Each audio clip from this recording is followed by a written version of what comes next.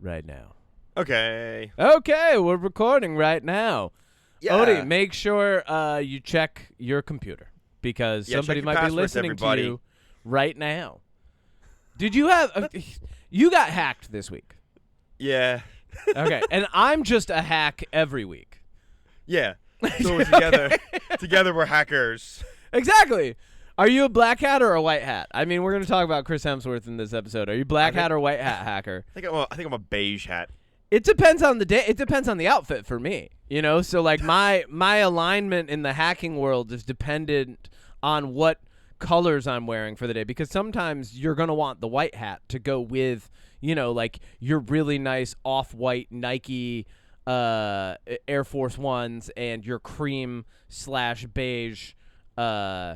sweatsuit, right? Like, I've got that going on. Why are you asking me? This is your outfit. White hat hacker that day. What's the difference between a white hat and a black hat? However, black Puma sweatsuit, right? Black Puma Why are sweatsuit. you wearing sweatsuits? I love sweat. Have you seen our logo? What kind of hat are you wearing? Black hat with the black Puma sweatsuit. Okay, you keep saying black hat, but what kind of hat is it? Baseball cap. Well, I've got the Pray For Us hat. captain's It's like hat. a dad hat. Like, you know how they call them dad hats? I've got like the dad cap. Like, it's just a regular hat. Yeah, it's like it's got like the pull tab in the back, you know, not the That's snap like a tab, but the baseball pull tab. Yeah, it's like a Yeah. baseball cap. Yeah, I've got a couple trucker caps. I've got one that's black and white. So like, if I'm feeling morally ambiguous and I'm about to like, you know, just wreak some havoc in people's PCs, like I might as well just put that on. It's a Stinky's Coffee hat. Shout out Stinky's Coffee. So you know, for my morally ambiguous days, Stinky's Coffee, trucker hat, hacking. Huh. That's an interesting. Why? Because wouldn't the hat need to be plain? You can't have logos and stuff on it. I mean, if you turn it around, it's plain. Well, if you turn around, people behind you can see it. Because well, I'm gotta actually be untraceable. Well, I'm not doing this in an internet cafe. I'm doing this. I'm very You might be. traceable. I'm not good at this. You might, because you're gonna leave a speck of blood from a glass breaking behind you, even though you're the most careful thief or hacker in the world. I thought that was from a piece of shrapnel. Anyways, point is, my You email did get got hacked. taken. Well, yeah. So, yeah. What's funny about it? Well, it's not funny, but what's funny is the speed as to which this person got into my email and changed all of my security measures over to themselves. So the wild. speed as to which they were able to do my recovery email, recovery phone, passkey, and authenticator was like, I'm like almost impressed. Well, I am impressed because it's insane. Yeah. But yeah, so luckily, well, unfortunately, that also meant that my my YouTube channel disappeared for a little bit, so that was It was fun. gone. Yeah, it was gone. You Just went on a off whole the internet. adventure this week when somebody. Why did they come for you? Was it I the don't nail know. polish? Yeah, probably. Probably. Your animated avatar doesn't even have nail polish. You know what? Actually, I'm gonna say that's you're breaking the realism there. I need your animated avatar, like all of your little animations, to have nail polish now. Well, but that's not me. Oh, You know what I mean? That's like- not you. I think Magnum Opus is the mask that I wear because I'm too afraid to confront people. You mean I'm not an animated raccoon in a captain's No, hat? I think that's a mask you wear because you want to be a raccoon. I do. I want to in the most non-furry way possible. I would love to be a raccoon. It's pretty Look, man. furry-esque. No. It's pretty furry. Nope. It's pretty No, furry. no. Which is No. fine. Hey, it's fine. You can be a furry. It's okay. No one's judging you. I'm not a furry. It's okay. It's okay. No, that's okay. Odie, I'm not a furry. The more you deny it, the more it sounds like you are. Hold on, I gotta go put on my squirrel suit. Knew it. Just go off to I the side. fucking knew it. I just sit down one day, literally eating acorns, like just big full pullover. I'm not a fur. This is just, it's comfy, man. It's just comfortable. You're gonna be Just dressed like Squirrel Girl. That would be, I mean, that's a choice. That would be, I don't know why you put that image in people's minds. People who know me now are gonna picture that. Yeah. People who know me and don't know Squirrel Girl are gonna look up Squirrel Girl and go, "Oh no, no." Where does he put the? How does the tail stay in place? Butt. It's his butt.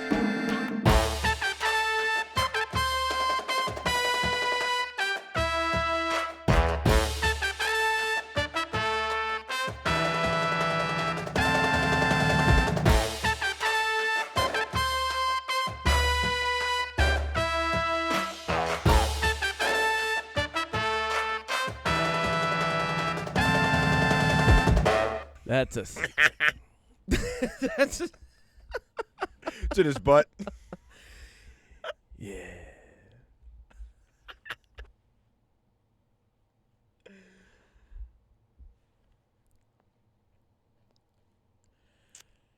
Yeah. I assume that you played the music already. Oh, yeah, okay. No, sorry. I was yeah, no. Oh, You look yeah. like you were lost Hey, in thought there for a minute. what's up? On an audio format, you're all lost right, in yeah. thought. Hold on. Are you ready to clap? Yeah, you good? You 3, like 2, 1. Welcome back to another episode of the UnPop Podcast. I'm your Capitan and Papi Todo Siempre, Kevin Miner. Him with me as always is... You know we didn't clap last week? I know. Yeah. It's Is okay. that the first time we haven't clapped? No, I think it's happened before. Listen, man. I didn't say that we were the most consistent podcast in the world. Okay? I did. I put that on T-shirts. You put it on T-shirts? I put Kevin Miner, Odie Matthews, UnPop Podcast, most consistent podcast in the world, and on the back of the T-shirt it says, "And everything we do is 100% legit, and we're also very consistent. Just wanted to remind you." That's great. You know what's great about that is I don't have one of those, so inconsistent still.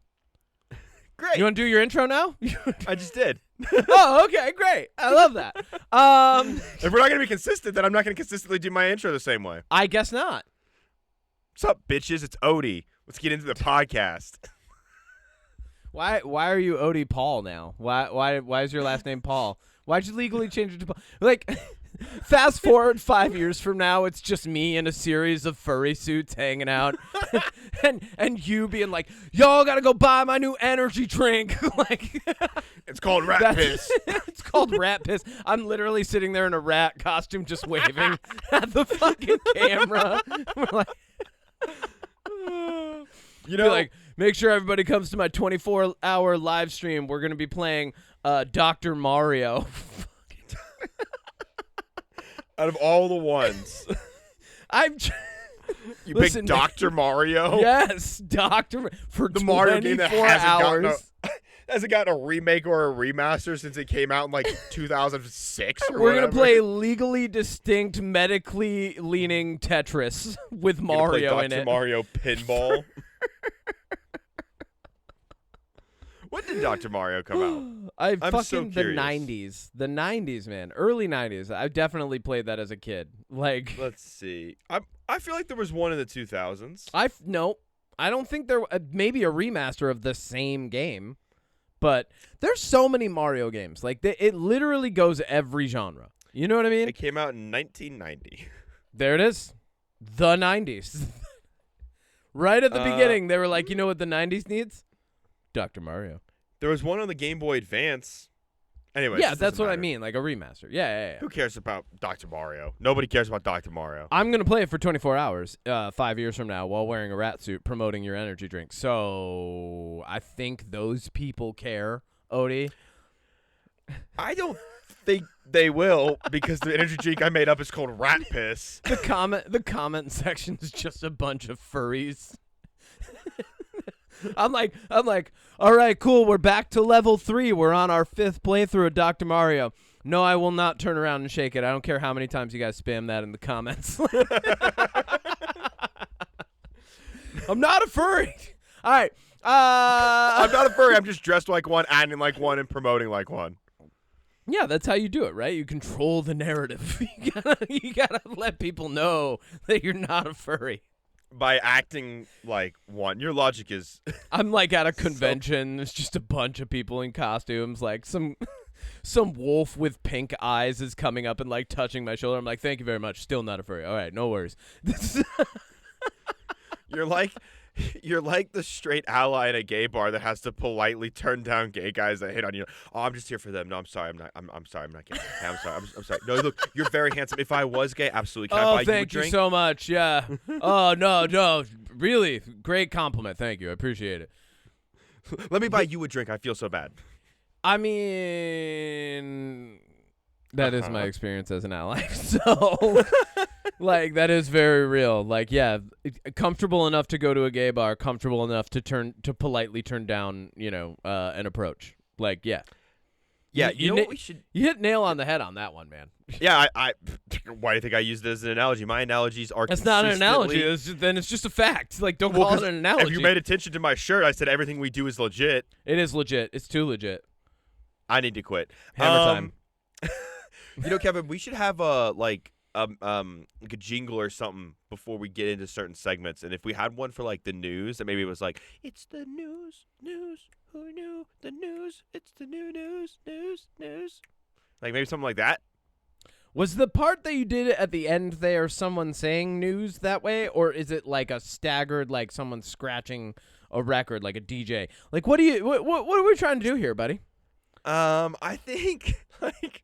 19. Is this the bit where you pretend that you don't know we have jingles? Is that the thing where we have you jingles? Where you pretend that you don't know that I put in effort to making this a high quality podcast, so we're not just sitting around here twirling our thumbs talking about how I'm not a furry?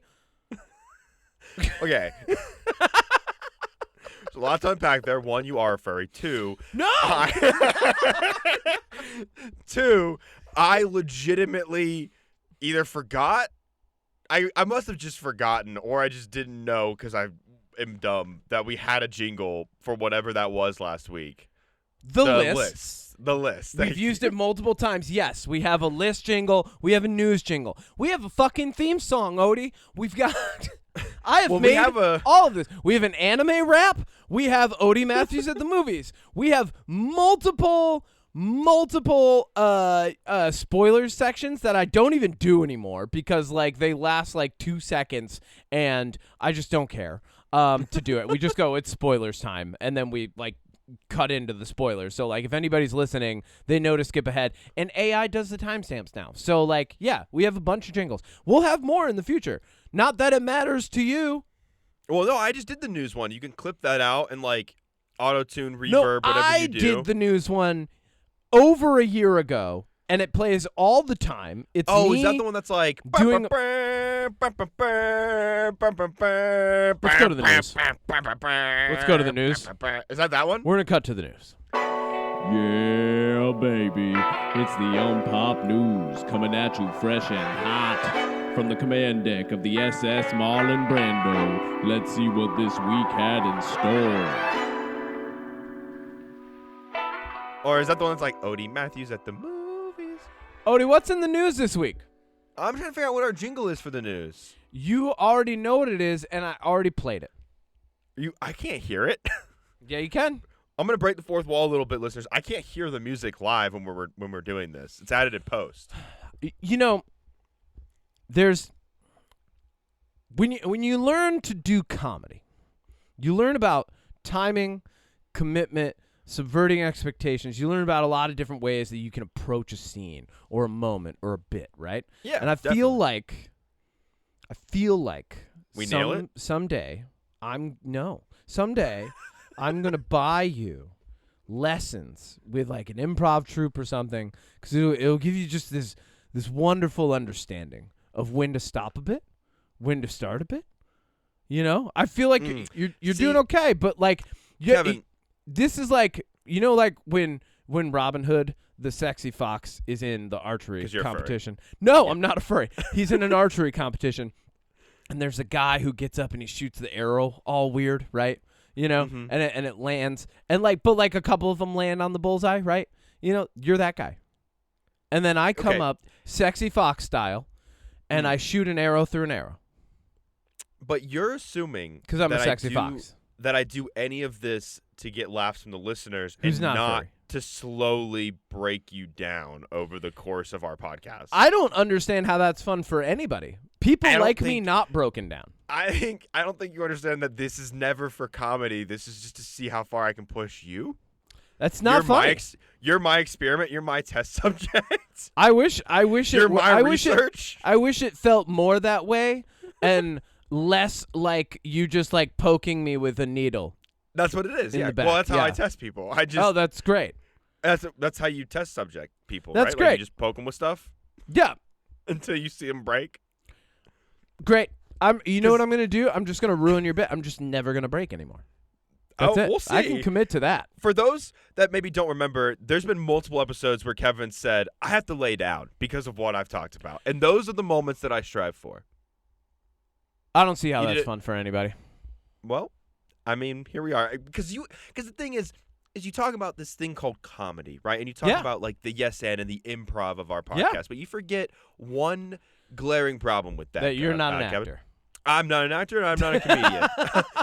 I'm a person who likes to talk about movies. So, no, I reject your offer to pay for lessons for me to be funny, and I politely decline. That's great. You know who else And we politely will all declined? suffer for it. No, what? How okay, hold on. For one, that just implies that you're the only funny one on the podcast, and that nothing I do is funny, and people hate listening to me. In which that case, they hate like 50% of this podcast. Am I breaking you right now, Odie? All right, you know what? too fucking shay, Kevin. Yeah, because honestly, when you said that, I was like, that implies that I'm not funny ever, and I disagree with that. And that's how you do a bit. Did you watch the Spider-Man Noir trailer? I did. Okay. What do you think? It looks great. I mean, it's Moonstruck Nicolas Cage is back, and he got like teleported over to a Spider Noir universe. You got options, guys. You got options. I know a lot of people are gonna see some black and white footage from this show, and they're gonna go, "That's fucking stupid. It's in black and white," and I'm gonna go, "No, It's in color. you have options. It's in true hue, as they're calling it. Yep. The full color, like very stylized, very it's still very noir lit. But then there's also, you have the option on Amazon to watch it in black and white. And Yeah. I can tell you right now, I will be watching it in black and white. For sure. I will be watching it in color. 100%. Really? Yeah. You can't see all of them anyway. Yeah. Why? Why are you coming after me for being colorblind? Why is that the first place you went? I'm going to watch it in black and white. I'm going to watch it in color. I thought Hey, you were going to bitch, agree. You can't even see all the colors, you dumbass. I thought you were going to watch it in black and white. Why would I watch it? Because it's a noir. Literally, noir means black. Like, I'm the very comic well book aware is in of black that. and white. So now Kevin's implying I'm not funny and implying I'm stupid. Great. Nick Cage is playing. Sucks. he's playing Ben Reilly from the Why Spider-Verse am I so movies. mean to you in 2026? I don't know. It's this weird pattern we've fallen into. 5 years from now, I'm Odie Matthews. Buy my energy drink. This is my angry, sadistic rap friend, Kevin Miner. I'm just Who's leaning. not a Not a furry, furry. wink.